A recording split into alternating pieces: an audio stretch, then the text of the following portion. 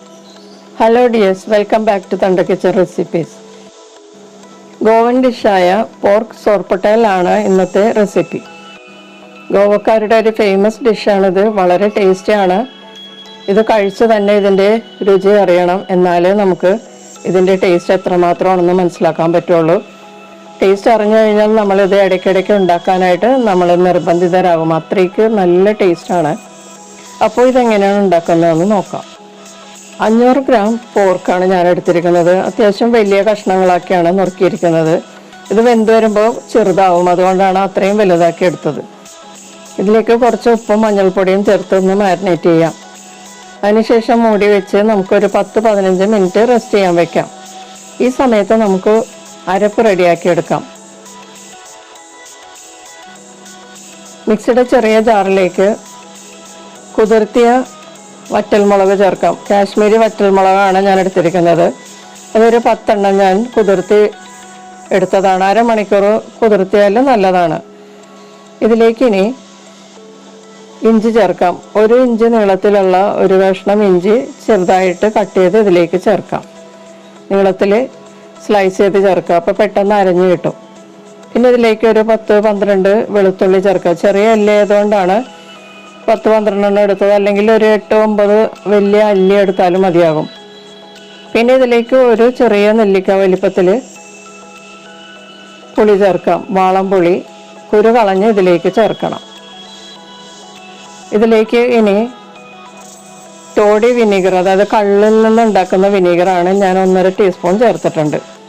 പിന്നെ ഒരു 8-10 കുരുമുളകും ഒരു ചെറിയ കഷ്ണം പട്ടയും ഒരു 6 ഗ്രാമ്പും കൂടി ഇതിലേക്ക് ചേർക്കാം. കുറച്ച് ഉപ്പും കൂടി ചേർക്കാം. അരപ്പിന് വേണ്ടിയിട്ടുള്ള ഉപ്പും ചേർക്കാം. പിന്നെ 2 ടേബിൾ സ്പൂൺ പഞ്ചസാര ചേർക്കാം. മധുരമാണ് ഇതിൻ്റെ പ്രധാന ടേസ്റ്റ് വരുത്തുന്ന ഒരു ഇൻഗ്രീഡിയൻറ്റ്. അതിനുശേഷം ഇത് നല്ലതുപോലെ പേസ്റ്റാക്കി അരച്ചെടുക്കണം. നമുക്ക് ഒരു പാൻ സ്റ്റൗവിൽ വെച്ച് ചൂടായതിന് ശേഷം ഇതിലേക്ക് നമ്മൾ നേരത്തെ മാരിനേറ്റ് ചെയ്ത് വെച്ച പോർക്ക് കഷ്ണങ്ങൾ ചേർത്ത് കൊടുക്കാം. നേരത്തെ അരച്ച അരപ്പ് ഇതിലേക്ക് ചേർത്ത് കൊടുക്കാം. നല്ല പേസ്റ്റ് പോലെ അരയണം. ഇതുപോലെ നന്നായിട്ട് അരഞ്ഞാലേ ഈ കറിക്ക് അതിൻ്റേതായിട്ടുള്ള രുചി കിട്ടുള്ളൂ. നന്നായിട്ട് അരഞ്ഞ ഈ പേസ്റ്റ് ആയിട്ടുള്ള അരപ്പ് ഇതിലേക്ക് ചേർത്ത് കൊടുക്കാം.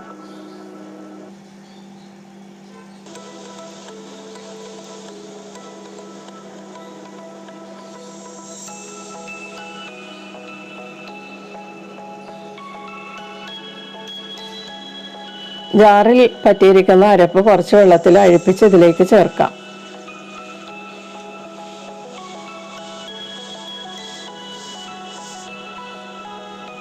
നല്ലതുപോലെ ഒന്ന് മിക്സ് ചെയ്ത് കൊടുക്കാം. അരപ്പും ഈ പോർക്ക് കഷ്ണങ്ങളെല്ലാം കൂടി നല്ലതുപോലെ മിക്സ് ചെയ്യുക. ഈ സമയത്ത് സ്റ്റൗ ഓണാണ് കേട്ടോ. അപ്പം നേരിയ ചൂട് ആയി വരുന്ന സമയമാണ്.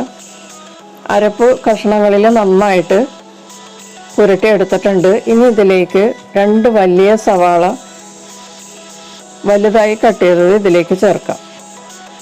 ഏകദേശം ഒരു 300-350 ഗ്രാം സവാള ഉണ്ടാവും. ഇതിൽ നിന്ന് വരുന്ന വെള്ളം ആണ് നമ്മൾ ഈ പോർക്ക് വേകാൻ ഉപയോഗിക്കുന്നത്. ഇന്ന് വേണമെങ്കിൽ മാത്രമേ നമ്മൾ വെള്ളം ചേർത്ത് കൊടുക്കുള്ളൂ. പിന്നെ 3 പച്ചമുളക് ഇതുപോലെ പൊട്ടിക്കാതെ ചേർക്കുക, അതായത് സ്ലിറ്റ് ചെയ്യാതെ മുഴുവനായിട്ടും ചേർക്കുക. എരിവ് വേണമെന്നുള്ളവർ ഇതൊന്ന് മുറിച്ചിടാം. നന്നായിട്ടൊന്ന് മിക്സ് ചെയ്യുക. ഹൈ ഫ്ലെയിമിലോട്ട് വെച്ചിട്ട് ഇത് തിളക്കുന്നത് വരെ ഇളക്കി കൊടുക്കുക. തിളച്ച് വരുന്ന സമയത്ത് ലോ ഫ്ലെയിമിലോട്ട് മാറ്റിയിട്ട് മൂടി വയ്ക്കാം. മൂടി വെച്ച് നമുക്ക് 45 മിനിറ്റ് കുക്ക് ചെയ്യാം. ലോ ഫ്ലെയിമിലാണ് കുക്ക് ചെയ്യുന്നത്. ഇടയ്ക്ക് ഇളക്കി കൊടുക്കാൻ മറക്കരുത്, അല്ലെങ്കിൽ അടിക്ക് പിടിക്കാൻ ചാൻസ് ഉണ്ട്. 45 മിനിറ്റിന് ശേഷം നമുക്ക് തുറന്നു നോക്കാം. നല്ല കൊതിപ്പിക്കുന്ന മണവും അതുപോലെ കാണാനും നല്ല ടേസ്റ്റുള്ള ഒരു കറിയാണ് ഇത്. ഇപ്പോൾ തന്നെ കഴിക്കാൻ നമുക്ക് തോന്നും. ഒന്ന് ഇളക്കി കൊടുക്കാം. പോർക്ക് കഷ്ണങ്ങളൊക്കെ ഏകദേശം ഒന്ന് വെന്തിട്ടുണ്ട്, എന്നാലും ഒന്നുകൂടി വേവാനുണ്ട്.